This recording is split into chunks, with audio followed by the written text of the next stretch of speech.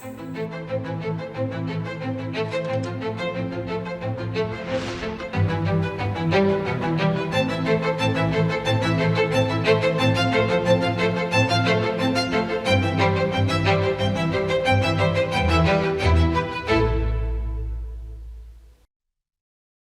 ಪ್ರೀತಿಯ ದೇಶವಾಸಿಗಳೇ ನಮಸ್ಕಾರ.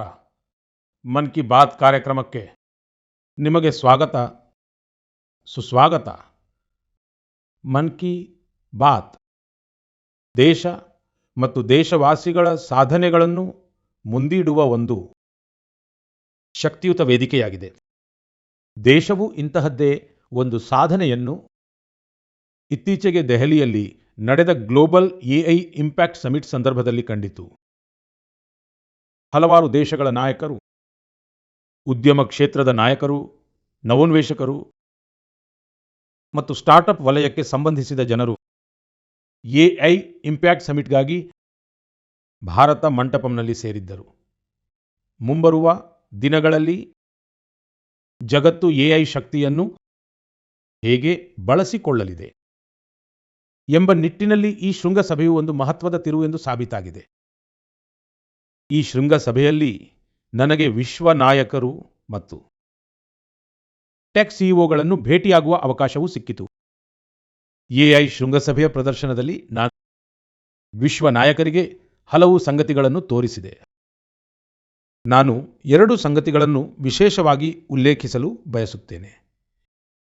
ಈ ಶೃಂಗಸಭೆಯಲ್ಲಿ 2 ಉತ್ಪನ್ನಗಳು ಜಗತ್ತಿನಾದ್ಯಂತದ ನಾಯಕರನ್ನು ಬಹಳವಾಗಿ ಪ್ರಭಾವಿಸಿದವು. ಮೊದಲ ಉತ್ಪನ್ನ ಅಮೂಲ್ನ ಬೂತ್ನಲ್ಲಿತ್ತು. ಇದರಲ್ಲಿ ಪ್ರಾಣಿಗಳಿಗೆ ಚಿಕಿತ್ಸೆ ನೀಡಲು ಎಐ ನಮಗೆ ಹೇಗೆ ಸಹಾಯ ಮಾಡುತ್ತಿದೆ ಮತ್ತು ಹೇಗೆ 24 ಗಂಟೆಗಳ ಕಾಲವೂ ಎಐ ಅಸಿಸ್ಟೆಂಟ್ ಸಹಾಯದಿಂದ ರೈತರು ತಮ್ಮ ಡೈರಿ ಮತ್ತು ಪ್ರಾಣಿಗಳ ಲೆಕ್ಕವನ್ನಿಡುತ್ತಾರೆ ಎಂದು ವಿವರಿಸಲಾಗಿತ್ತು. ಸ್ನೇಹಿತರೆ, 2ನೇ ಉತ್ಪನ್ನ ನಮ್ಮ ಸಂಸ್ಕೃತಿಗೆ ಸಂಬಂಧಿಸಿದ್ದಾಗಿತ್ತು. ಜಗತ್ತಿನಾದ್ಯಂತದ ನಾಯಕರು ಇದನ್ನು ನೋಡಿ ಆಶ್ಚರ್ಯಚಕಿತರಾದರು. ಎಐ ಸಹಾಯದಿಂದ ನಾವು ನಮ್ಮ ಪ್ರಾಚೀನ ಗ್ರಂಥಗಳನ್ನು, ನಮ್ಮ ಪ್ರಾಚೀನ ಜ್ಞಾನವನ್ನು, ನಮ್ಮ ಹಸ್ತಪ್ರತಿಗಳನ್ನು ಸಂರಕ್ಷಿಸುತ್ತಿದ್ದೇವೆ ಮತ್ತು ಇಂದಿನ ಪೀಳಿಗೆಗೆ ಅನುಗುಣವಾಗಿ ರೂಪಿಸುತ್ತಿದ್ದೇವೆ.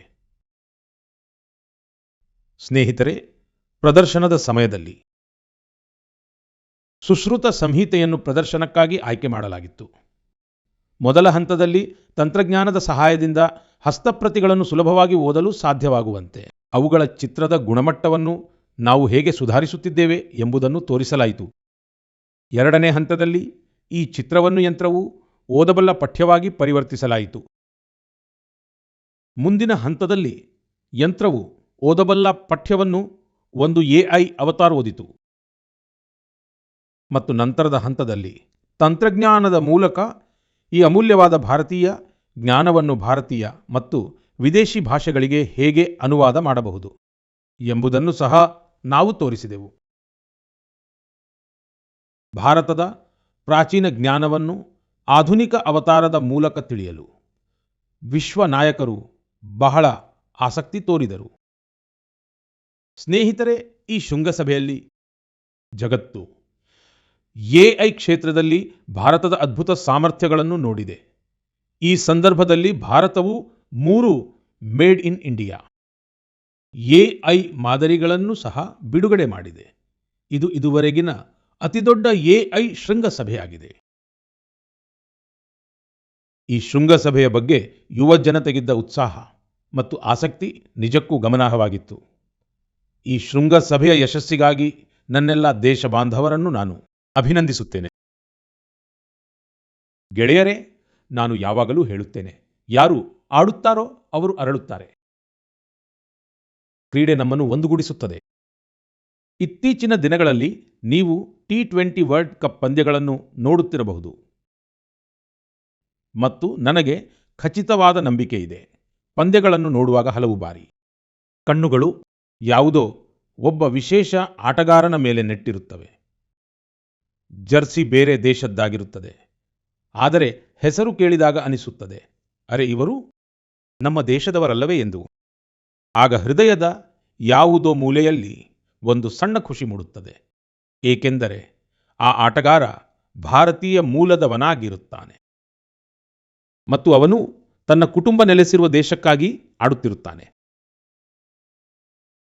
ಅವರು ತಮ್ಮ ತಮ್ಮ ದೇಶಗಳ ಜರ್ಸಿ ಧರಿಸಿ ಪೂರ್ಣ ಮನಸ್ಸಿನಿಂದ ಮೈದಾನಕ್ಕಿಳಿಯುತ್ತಾರೆ, ಆ ದೇಶವನ್ನು ಪ್ರತಿನಿಧಿಸುತ್ತಾರೆ. ಕೆನಡಾ ತಂಡದಲ್ಲಿ ಅತಿ ಹೆಚ್ಚು ಭಾರತೀಯ ಮೂಲದ ಆಟಗಾರರಿದ್ದಾರೆ.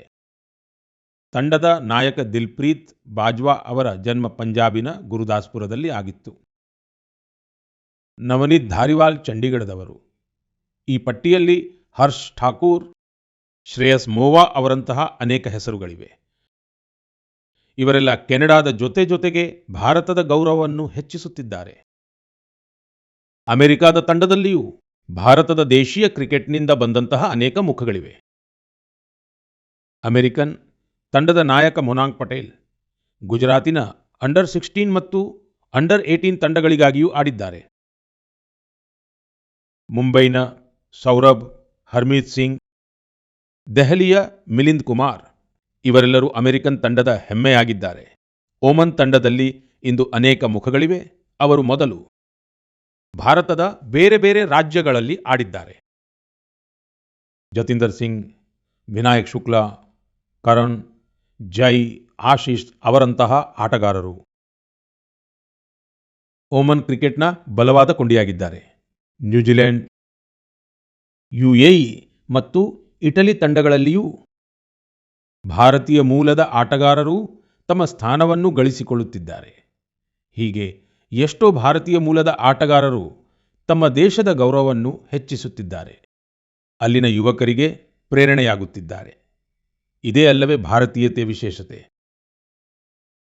ಭಾರತೀಯರು ಎಲ್ಲಿಗೆ ಹೋದರೂ ತಮ್ಮ ಮಾತೃಭೂಮಿಯ ಬೇರುಗಳೊಂದಿಗೆ ಸಂಪರ್ಕದಲ್ಲಿರುತ್ತಾರೆ ಮತ್ತು ತಮ್ಮ ಕರ್ಮಭೂಮಿ ಅಂದರೆ ತಾವು ವಾಸಿಸುವ ದೇಶದ ಅಭಿವೃದ್ಧಿಗೂ ಸಹಕರಿಸುತ್ತಾರೆ.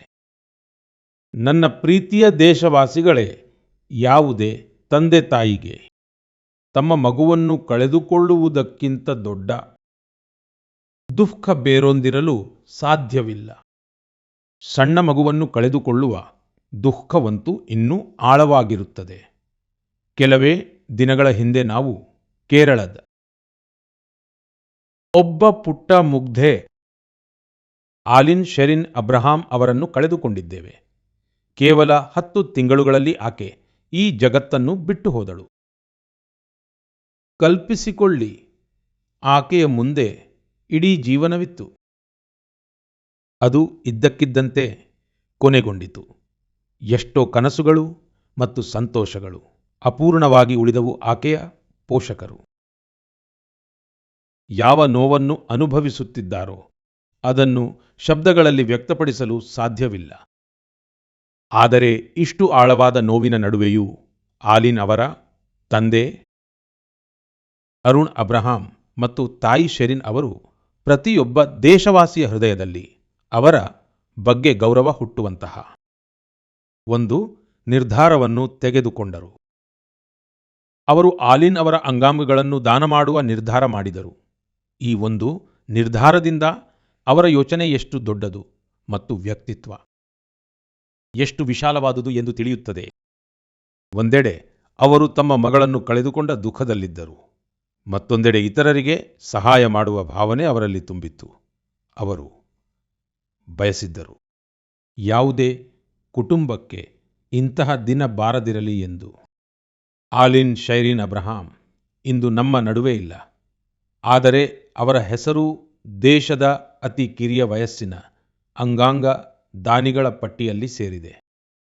ಸ್ನೇಹಿತರೆ, ಇತ್ತೀಚಿನ ದಿನಗಳಲ್ಲಿ ಭಾರತದಲ್ಲಿ ಅಂಗಾಂಗ ದಾನದ ಬಗ್ಗೆ ಜಾಗೃತಿ ನಿರಂತರವಾಗಿ ಹೆಚ್ಚುತ್ತಿದೆ. ಇದರಿಂದ ಅಗತ್ಯ ಯಾರಿಗಿದೆಯೋ ಅವರಿಗೆ ಸಹಾಯವಾಗುತ್ತಿದೆ. ಇದರೊಂದಿಗೆ ದೇಶದಲ್ಲಿ ವೈದ್ಯಕೀಯ ಸಂಶೋಧನೆಗೂ ಸಹ ಬಲ ಸಿಗುತ್ತಿದೆ. ಈ ನಿಟ್ಟಿನಲ್ಲಿ ಅನೇಕ ಸಂಸ್ಥೆಗಳು ಮತ್ತು ಜನರು ಅಸಾಧಾರಣ ಕಾರ್ಯಗಳನ್ನು ಮಾಡುತ್ತಿದ್ದಾರೆ. ಸ್ನೇಹಿತರೆ, ಕೇರಳದ ಆಲಿಂ ಅವರಂತೆಯೇ ಇನ್ನೂ ಅನೇಕ ಜನರಿದ್ದಾರೆ. ಅವರು ಅಂಗಾಂಗ ದಾನದ ಮೂಲಕ ಯಾರಿಗೋ ಮರುಜೀವ ನೀಡಿದ್ದಾರೆ. ಉದಾಹರಣೆಗೆ ದೆಹಲಿಯ ಲಕ್ಷ್ಮೀದೇವಿಯವರು ಕಳೆದ ವರ್ಷ ಕೇದಾರನಾಥ ಯಾತ್ರೆ ಮಾಡಿದ್ದರು. ಇದಕ್ಕಾಗಿ ಅವರು 14 ಕಿಲೋಮೀಟರ್ ಟ್ರೆಕ್ಕಿಂಗ್ ಮಾಡಬೇಕಾಯಿತು. ಹೃದಯ ಕಸಿ ಆದ ನಂತರ ಅವರು ಈ ಪ್ರಯಾಣವನ್ನು ಕೈಗೊಂಡಿದ್ದಾರೆ ಎಂದು ತಿಳಿದರೆ ನಿಮಗೆ ಆಶ್ಚರ್ಯವಾಗಬಹುದು. ಅವರ ಹೃದಯವು ಕೇವಲ 15% ಮಾತ್ರ ಕಾರ್ಯನಿರ್ವಹಿಸುತ್ತಿತ್ತು. ಅಂತಹ ಸಮಯದಲ್ಲಿ ಮರಣ ಹೊಂದಿದ ದಾನಿಯೊಬ್ಬರ ಹೃದಯ ಅವರಿಗೆ ದೊರೆಯಿತು. ಇದರ ನಂತರ ಅವರ ಜೀವನವೇ ಬದಲಾಯಿತು. ಪಶ್ಚಿಮ ಬಂಗಾಳದ ಗೌರಾಂಗ್ ಬ್ಯಾನರ್ಜಿ ಅವರು 2 ಬಾರಿ ನಾಥುಲಾಗೆ ಹೋಗಿದ್ದಾರೆ. ಇದು ಸಮುದ್ರ ಮಟ್ಟದಿಂದ 14,000 ಅಡಿ ಎತ್ತರದಲ್ಲಿದೆ ಮತ್ತು ವಿಶೇಷವೆಂದರೆ ಅವರು ಈ ಸಾಧನೆಯನ್ನು ಲಂಗ್ ಟ್ರಾನ್ಸ್ಪ್ಲಾಂಟ್ ನಂತರ ಸಾಧಿಸಿದ್ದಾರೆ. ರಾಜಸ್ಥಾನದ ಸೀಕರ್ನ ರಾಮದೇವ್ ಸಿಂಗ್ ಜಿ ಅವರು ಕಿಡ್ನಿ ಕಸಿ ಮಾಡಿಸಿಕೊಳ್ಳಬೇಕಾಯಿತು. ಇಂದು ಅವರು ಕ್ರೀಡಾ ಚಟುವಟಿಕೆಯಲ್ಲಿ ಅದ್ಭುತ ಸಾಧನೆ ಮಾಡುತ್ತಿದ್ದಾರೆ. ಸ್ನೇಹಿತರೆ, ನಿಮಗೆ ಇಂತಹ ಅನೇಕ ಸ್ಫೂರ್ತಿದಾಯಕ ಉದಾಹರಣೆಗಳು ಸಿಗುತ್ತವೆ. ಒಬ್ಬರ ಸಣ್ಣ ಸತ್ಕಾರ್ಯವು ಎಷ್ಟೋ ಜನರ ಜೀವನವನ್ನು ಬದಲಾಯಿಸಬಹುದು ಎಂಬುದು ಇದರಿಂದ ಮತ್ತೊಮ್ಮೆ ಸಾಬೀತಾಗುತ್ತದೆ. ಇಂತಹ ಸತ್ಕಾರ್ಯಗಳನ್ನು ಮಾಡಿದ ಎಲ್ಲರನ್ನೂ ನಾನು ಹೃತ್ಪೂರ್ವಕವಾಗಿ ಶ್ಲಾಘಿಸುತ್ತೇನೆ. ನನ್ನ ಪ್ರೀತಿಯ ದೇಶವಾಸಿಗಳೇ, ಸ್ವಾತಂತ್ರ್ಯದ ಅಮೃತ ಮಹೋತ್ಸವದ ಸಂದರ್ಭದಲ್ಲಿ ನಾನು ಕೆಂಪುಕೋಟೆಯಿಂದ ಪಂಚಪ್ರಾಣಗಳ ಬಗೆಗೆ ಮಾತನಾಡಿದ್ದೆ. ಅವುಗಳಲ್ಲಿ ಒಂದು ಗುಲಾಮಗಿರಿಯ ಮನಸ್ಥಿತಿಯಿಂದ ಮುಕ್ತಿ.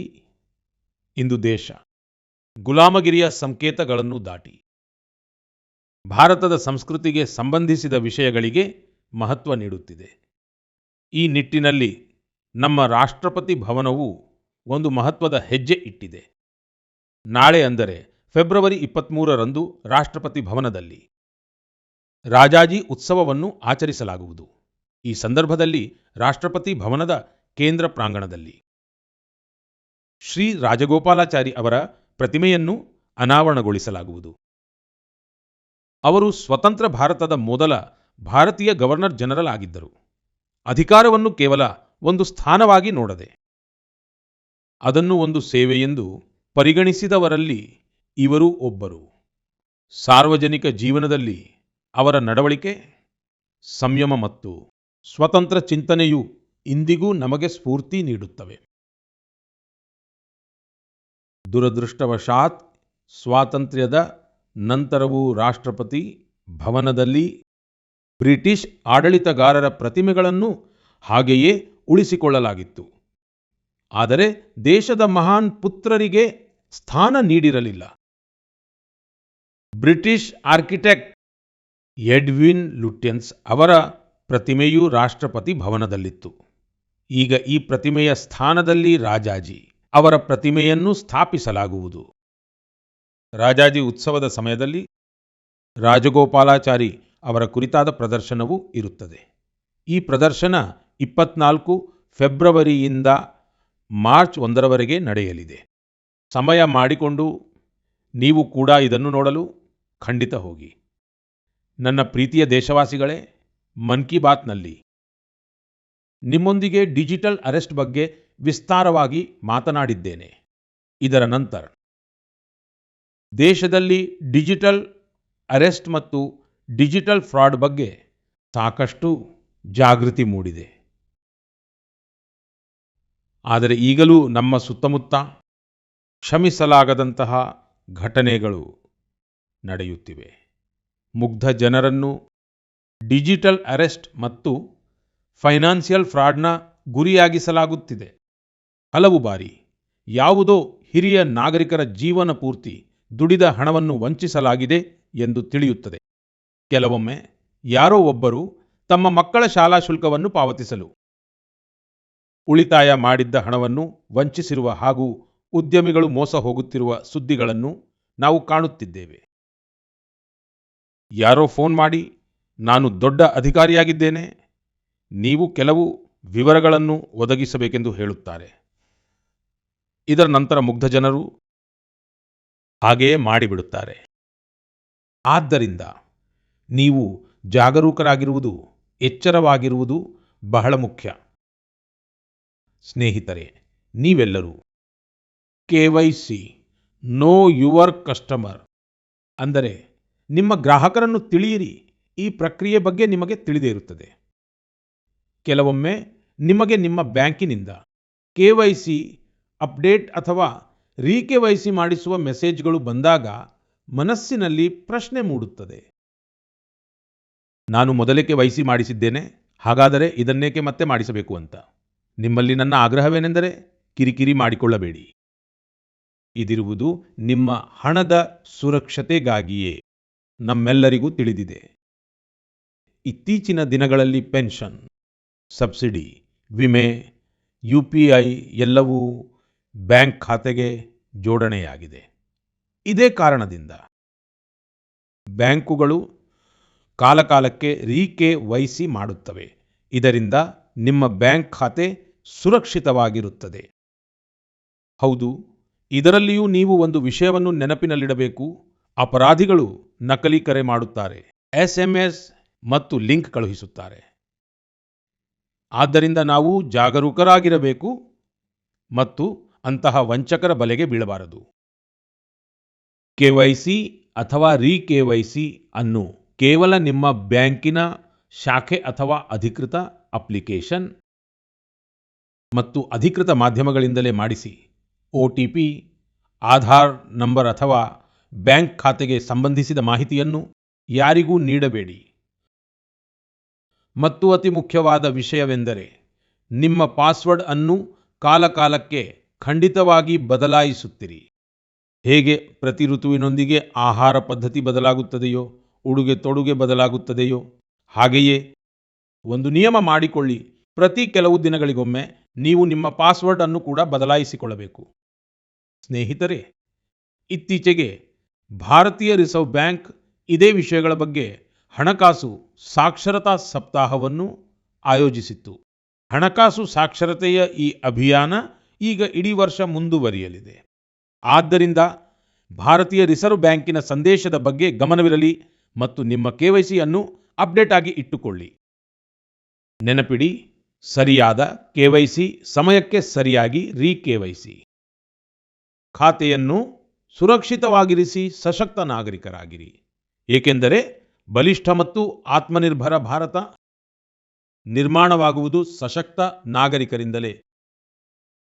ನನ್ನ ಪ್ರೀತಿಯ ದೇಶವಾಸಿಗಳೇ, ನಮ್ಮ ರೈತರು ಕೇವಲ ಅನ್ನದಾತರಲ್ಲ, ಅವರು ಭೂಮಿಯ ನಿಜವಾದ ಸಾಧಕರು. ಮಣ್ಣನ್ನು ಚಿನ್ನವನ್ನಾಗಿ ಮಾಡುವುದು ಹೇಗೆ ಎಂಬುದನ್ನು ನಾವು ನಮ್ಮ ರೈತರಿಂದಲೇ ಕಲಿಯಬೇಕು. ಮತ್ತು ನಮ್ಮ ಇಂದಿನ ರೈತರು ಪರಂಪರೆ ಹಾಗೂ ತಂತ್ರಜ್ಞಾನ ಎರಡನ್ನೂ ಜೊತೆಯಲ್ಲಿ ಕೊಂಡೊಯ್ಯುತ್ತಿದ್ದಾರೆ. ಮತ್ತು ಇದನ್ನು ನೋಡಿ ನನಗೆ ಸಂತೋಷವಾಗುತ್ತದೆ. ನಮ್ಮ ರೈತರು ಈಗ ಕೇವಲ ಉತ್ಪಾದನೆ ಮಾತ್ರವಲ್ಲದೆ ಗುಣಮಟ್ಟ, ಮೌಲ್ಯವರ್ಧನೆ ಮತ್ತು ಹೊಸ ಮಾರುಕಟ್ಟೆಗಳ ಮೇಲೂ ಗಮನ ಹರಿಸುತ್ತಿರುವುದು ನಿಜಕ್ಕೂ ಶ್ಲಾಘನೀಯ ಸಂಗತಿ. ಒಡಿಶಾದಲ್ಲಿ ಹಿರೋತ್ ಪಟೇಲ್ ಎಂಬ ಯುವ ರೈತನಿಗೆ ಸಂಬಂಧಿಸಿದ ಮಾಹಿತಿ ನಿಜಕ್ಕೂ ಬಹಳ ಪ್ರೇರಕವಾಗಿದೆ. ಸುಮಾರು 8 ವರ್ಷಗಳ ಹಿಂದೆ ಅವರು ತಮ್ಮ ತಂದೆ ಶಿವಶಂಕರ್ ಪಟೇಲ್ ಅವರೊಂದಿಗೆ ಸಾಂಪ್ರದಾಯಿಕ ರೀತಿಯಲ್ಲಿ ಭತ್ತದ ಕೃಷಿ ಮಾಡುತ್ತಿದ್ದರು. ಆದರೆ ಅವರು ಕೃಷಿಯನ್ನು ಹೊಸ ದೃಷ್ಟಿಕೋನದಿಂದ ನೋಡಲು ಪ್ರಾರಂಭಿಸಿದರು. ತಮ್ಮ ಹೊಲದ ಕೆರೆಯ ಮೇಲೆ ಅವರು ಬಲಿಷ್ಠವಾದ ಜಾಲರಿಯ ರಚನೆಯನ್ನು ನಿರ್ಮಿಸಿ ಅದರ ಮೇಲೆ ಬಳ್ಳಿಯ ತರಕಾರಿಗಳನ್ನು ಬೆಳೆದರು. ಕೆರೆಯ ಸುತ್ತಲೂ ಬಾಳೆ, ಸೀಬೆ ಮತ್ತು ತೆಂಗಿನ ಗಿಡಗಳನ್ನು ನೆಟ್ಟು ಕೆರೆಯಲ್ಲಿ ಮೀನುಗಾರಿಕೆಯನ್ನು ಪ್ರಾರಂಭಿಸಿದರು. ಅಂದರೆ ಒಂದೇ ಜಾಗದಲ್ಲಿ ಸಾಂಪ್ರದಾಯಿಕ ಕೃಷಿ ನಡೆಯುತ್ತಿದೆ. ತರಕಾರಿ, ಹಣ್ಣು, ಮೀನುಗಾರಿಕೆ ಎಲ್ಲವೂ ಒಂದೇ ಕಡೆ. ಇದರಿಂದ ಭೂಮಿಯ ಉತ್ತಮ ಬಳಕೆಯಾಯಿತು, ನೀರಿನ ಉಳಿತಾಯವಾಯಿತು ಮತ್ತು ಹೆಚ್ಚುವರಿ ಆದಾಯವೂ ಸಿಕ್ಕಿತು. ಮತ್ತು ದೂರದೂರಿನಿಂದ ರೈತರು ಅವರ ಮಾದರಿಯನ್ನು ನೋಡಲು ಬರುತ್ತಾರೆ. ಸ್ನೇಹಿತರೆ, ಕೇರಳದ ತ್ರಿಶೂರ್ ಜಿಲ್ಲೆಯಲ್ಲಿ ಒಂದು ಹಳ್ಳಿ ಇದೆ. ಅಲ್ಲಿ ಒಂದೇ ಹೊಲದಲ್ಲಿ 570 ಬಗೆಯ ಭತ್ತದ ತಳಿಗಳನ್ನು ಬೆಳೆಯಲಾಗುತ್ತದೆ. ಇದರಲ್ಲಿ ಸ್ಥಳೀಯ ತಳಿಗಳೂ ಇವೆ, ಹರ್ಬಲ್ ತಳಿಗಳೂ ಇವೆ ಮತ್ತು ಬೇರೆ ರಾಜ್ಯಗಳ ತಳಿಗಳೂ ಇದರಲ್ಲಿ ಸೇರಿವೆ. ಇದು ಕೇವಲ ಕೃಷಿಯಲ್ಲ, ಬೀಜಗಳ ಪರಂಪರೆಯನ್ನು ಉಳಿಸುವ ಮಹಾ ಅಭಿಯಾನವಾಗಿದೆ. ನಮ್ಮ ರೈತರ ಶ್ರಮದ ಪರಿಣಾಮ ಅಂಕಿಅಂಶಗಳಲ್ಲೂ ಕಾಣುತ್ತಿದೆ. ಭಾರತ ಇಂದು ವಿಶ್ವದ ಅತಿ ದೊಡ್ಡ ಅಕ್ಕಿ ಉತ್ಪಾದಕ ದೇಶವಾಗಿ ಹೊರಹೊಮ್ಮಿದೆ. 15 ಕೋಟಿ ಟನ್ಗಿಂತ ಹೆಚ್ಚು ಅಕ್ಕಿ ಉತ್ಪಾದನೆ ಇದು ಸಣ್ಣ ಸಾಧನೆಯಲ್ಲ. ನಾವು ನಮ್ಮ ಅಗತ್ಯಗಳನ್ನು ಪೂರೈಸಿಕೊಳ್ಳುತ್ತಿದ್ದೇವೆ ಮತ್ತು ವಿಶ್ವದ ಆಹಾರ ಬುಟ್ಟಿಗೆ ಕೊಡುಗೆಯನ್ನು ನೀಡುತ್ತಿದ್ದೇವೆ. ಸ್ನೇಹಿತರೆ, ಈಗಂತೂ ಕೃಷಿ ಉತ್ಪನ್ನಗಳು ವಾಯುಮಾರ್ಗದ ಮೂಲಕವೂ ಹೆಚ್ಚು ಸುಲಭವಾಗಿ ವಿದೇಶಗಳನ್ನು ತಲುಪುತ್ತಿವೆ. ಕರ್ನಾಟಕದ ನಂಜನಗೂಡಿನ ರಸಬಾಳೆ, ಮೈಸೂರು ವೀಳ್ಯದೆಲೆ ಮತ್ತು ಇಂಡಿ ನಿಂಬೆಹಣ್ಣನ್ನು ಮಾಲ್ಡೀವ್ಸ್ಗೆ ಕಳುಹಿಸಲಾಯಿತು. ಈ ಉತ್ಪನ್ನಗಳು ತಮ್ಮ ರುಚಿ ಮತ್ತು ಗುಣಮಟ್ಟಕ್ಕೆ ಹೆಸರುವಾಸಿಯಾಗಿವೆ ಮತ್ತು ಇವುಗಳಿಗೆ ಜಿಐ ಟ್ಯಾಗ್ ಕೂಡ ಸಿಕ್ಕಿದೆ. ಇಂದಿನ ರೈತ ಗುಣಮಟ್ಟವನ್ನು ಬಯಸುತ್ತಾನೆ, ಪ್ರಮಾಣವನ್ನು ಹೆಚ್ಚಿಸುತ್ತಿದ್ದಾನೆ ಮತ್ತು ತನ್ನದೇ ಆದ ಗುರುತನ್ನು ಮೂಡಿಸುತ್ತಿದ್ದಾನೆ. ನನ್ನ ಪ್ರೀತಿಯ ದೇಶಬಾಂಧವರೇ, ಕಳೆದ ವರ್ಷ ಇದೇ ಸಮಯದಲ್ಲಿ ಮಹಾಕುಂಭದ ಅದ್ಭುತ ಚಿತ್ರಗಳು ನಿಮಗೆ ಖಂಡಿತ ನೆನಪಿರಬಹುದು. ಸಂಗಮದ ತಟದಲ್ಲಿ ಉಕ್ಕಿ ಹರಿಯುತ್ತಿದ್ದ ಜನಸಾಗರ, ನಂಬಿಕೆಯ ಅಪಾರ ಪ್ರವಾಹ ಮತ್ತು ಸ್ನಾನದ ಆ ಪಾವನ ಕ್ಷಣದಲ್ಲಿ ಭಾರತವು ತನ್ನ ಸನಾತನ ಚೇತನದೊಂದಿಗೆ ಮುಖಾಮುಖಿಯಾಗುತ್ತಿರುವಂತಿತ್ತು. ಸ್ನೇಹಿತರೆ, ಮಹಾಕುಂಭದ ಅದೇ ಧಾರೆ, ಅದೇ ಮಾಘ ಮಾಸ, ಅದೇ ಶ್ರದ್ಧೆಯ ಸ್ವರವು ಉತ್ತರದಿಂದ ದಕ್ಷಿಣದ ಕಡೆಗೆ ಸಾಗಿದಾಗ ಅದು ಹೊಸ ಗುರುತನ್ನು ಪಡೆದುಕೊಳ್ಳುತ್ತದೆ. ಸ್ನೇಹಿತರೆ, ಕೇರಳದ ನೆಲದಲ್ಲಿ ಭಾರತ ಪೂಜಾ ನದಿಯ ದಡದಲ್ಲಿ ತಿರುನಾವಾಯದಲ್ಲಿ ಶತಮಾನಗಳಷ್ಟು ಹಳೆಯದಾದ ಒಂದು ಸಂಪ್ರದಾಯವಿದೆ. ಅದೇ ಮಾಮಾಂಗಂ. ಇದನ್ನು ಅನೇಕರು ಮಹಾಮಾಘ ಮಹೋತ್ಸವ ಅಥವಾ ಕೇರಳ ಕುಂಭ ಎಂದು ಕರೆಯುತ್ತಾರೆ. ಮಾಘ ಮಾಸದಲ್ಲಿ ಪವಿತ್ರ ನದಿಯಲ್ಲಿ ಸ್ನಾನ ಮಾಡುವುದು ಮತ್ತು ಆ ಕ್ಷಣವನ್ನು ಜೀವನದ ಅಳಿಸಲಾಗದ ನೆನಪಾಗಿಸಿಕೊಳ್ಳುವುದು, ಇದೇ ಇದರ ಆತ್ಮವಾಗಿದೆ. ಕಾಲಕ್ರಮೇಣ ಈ ಸಂಪ್ರದಾಯವು ಮರೆಯಾಗಿ ಹೋಗಿತ್ತು. ಸುಮಾರು 250 ವರ್ಷಗಳ ಕಾಲ ಈ ಕಾರ್ಯಕ್ರಮವು ಹಿಂದಿನಂತೆ ಅದೇ ಭವ್ಯತೆಯಿಂದ ನಡೆಯಲಿಲ್ಲ. ಆದರೆ ಇಂದು ತಮ್ಮ ಪರಂಪರೆಯನ್ನು ಮತ್ತೆ ಗುರುತಿಸಿಕೊಳ್ಳುತ್ತಿರುವ ನಮ್ಮ ದೇಶದಲ್ಲಿ ಇತಿಹಾಸವು ಮತ್ತೆ ಒಂದು ತಿರುವು ಪಡೆದಿದೆ. ಈ ಬಾರಿ ಯಾವುದೇ ದೊಡ್ಡ ಘೋಷಣೆಗಳಿಲ್ಲದೆಯೇ ಕೇರಳ ಕುಂಭವನ್ನು ಯಶಸ್ವಿಯಾಗಿ ಆಯೋಜಿಸಲಾಯಿತು. ಜನರು ಇದರ ಬಗ್ಗೆ ಒಬ್ಬರಿಂದೊಬ್ಬರಿಗೆ ತಿಳಿಸಿದರು. ಕಿವಿಯಿಂದ ಕಿವಿಗೆ ಮಾತು ಹರಡಿತು ಮತ್ತು ನೋಡುತ್ತಿದ್ದಂತೆಯೇ ಶ್ರದ್ಧಾಳುಗಳು ತಿರುನಾವಾಯ ತಲುಪತೊಡಗಿದರು. ಸ್ನೇಹಿತರೆ, ಅದು ಮಹಾಕುಂಭವೇ ಆಗಿರಲಿ ಅಥವಾ ಕೇರಳ ಕುಂಭವೇ ಆಗಿರಲಿ, ಅದು ಕೇವಲ ಧಾರ್ಮಿಕ ಸ್ನಾನದ ಹಬ್ಬವಲ್ಲ, ಅದು ಸ್ಮೃತಿಯ ಜಾಗೃತಿಯಾಗಿದೆ. ಅದು ಸಂಸ್ಕೃತಿಯ ಪುನರ್ಸ್ಮರಣೆಯಾಗಿದೆ. ಉತ್ತರದಿಂದ ದಕ್ಷಿಣದವರೆಗೆ ನದಿಗಳು ಬೇರೆಯಾಗಿರಬಹುದು, ದಡಗಳು ಬೇರೆಯಾಗಿರಬಹುದು, ಆದರೆ ಆಸ್ಥೆಯ ಪ್ರವಾಹ ಒಂದೇ ಆಗಿದೆ.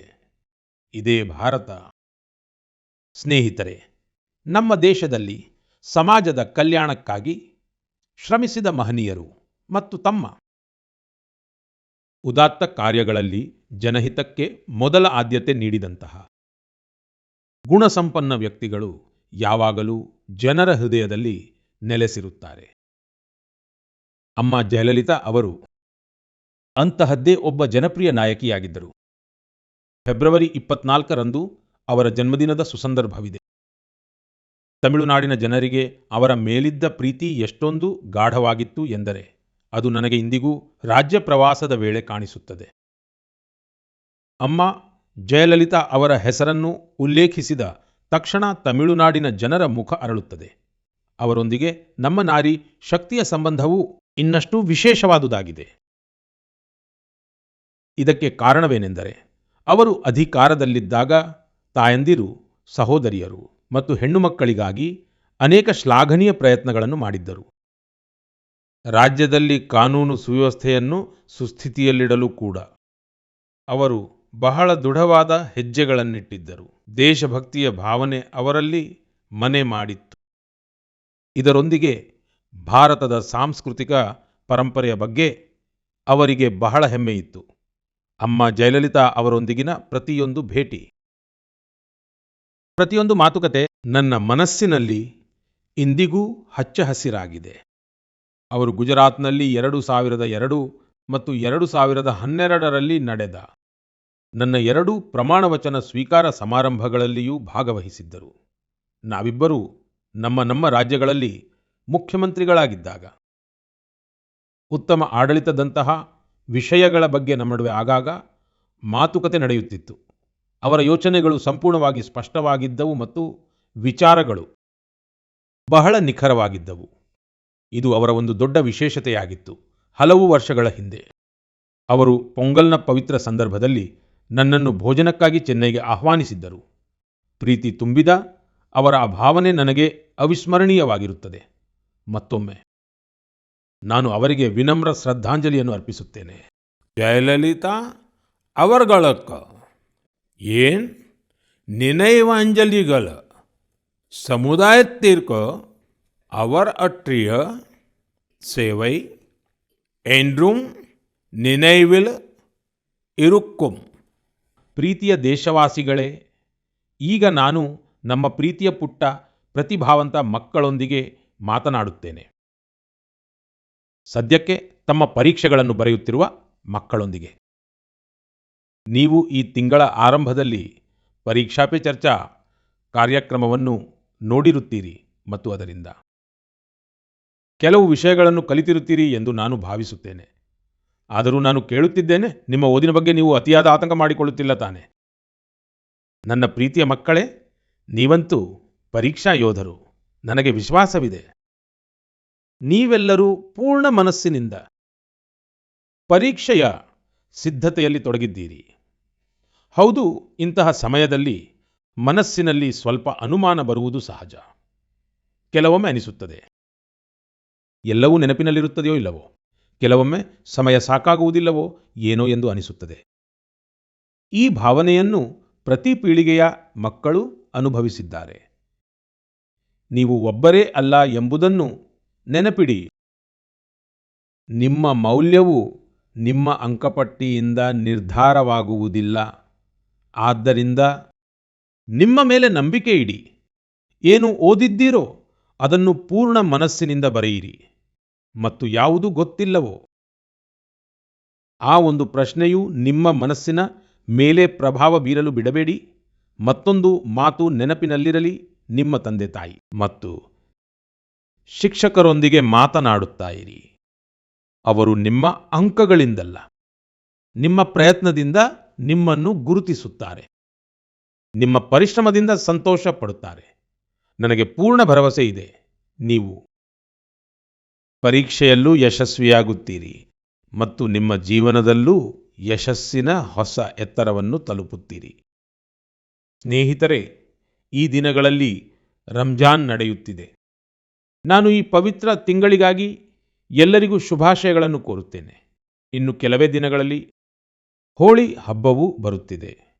ಅಂದರೆ ಬಣ್ಣ, ಗುಲಾಲ್ ಮತ್ತು ನಗು, ಖುಷಿಯಿಂದ ತುಂಬಿದ ಸಮಯ ಆಗಮಿಸಲಿದೆ. ನೀವೆಲ್ಲರೂ ನಿಮ್ಮ ಕುಟುಂಬ ಮತ್ತು ಪ್ರೀತಿಪಾತ್ರರ ಜೊತೆ ಖುಷಿಯಿಂದ ಹಬ್ಬಗಳನ್ನು ಆಚರಿಸಿ ಮತ್ತು ಕೆಲವು ಮಂತ್ರಗಳನ್ನು ಯಾವಾಗಲೂ ನೆನಪಿಡಿ. ಉದಾಹರಣೆಗೆ, ವೋಕಲ್ ಫಾರ್ ಲೋಕಲ್ ನಮ್ಮ ಹೋಳಿ ಹಬ್ಬಗಳಲ್ಲಿ ಅಥವಾ ಇತರೆ ಯಾವುದೇ ಹಬ್ಬಗಳಲ್ಲಿ ವಿದೇಶಿ ವಸ್ತುಗಳು ಸೇರಿಕೊಂಡಿವೆ. ಇವುಗಳನ್ನು ಹಬ್ಬಗಳಿಂದ ದೂರವಿಡಿ. ಹೋಳಿಯಿಂದಲೂ ದೂರವಿಡಿ. ಸ್ವದೇಶಿಯನ್ನು ಅಳವಡಿಸಿಕೊಳ್ಳಿ. ನೀವು ಸ್ವದೇಶಿ ವಸ್ತುಗಳನ್ನು ಖರೀದಿಸಿದಾಗ ದೇಶವನ್ನು ಆತ್ಮನಿರ್ಭರವನ್ನಾಗಿಸುವ ಅಭಿಯಾನಕ್ಕೂ ಸಹಾಯ ಮಾಡುತ್ತೀರಿ. ಸ್ನೇಹಿತರೆ, ನನಗೆ ಪ್ರತಿ ತಿಂಗಳು ಮನ್ ಕಿ ಬಾತ್ಗಾಗಿ ನಿಮ್ಮಿಂದ ಅನೇಕ ಸಲಹೆಗಳು ಬರುತ್ತವೆ.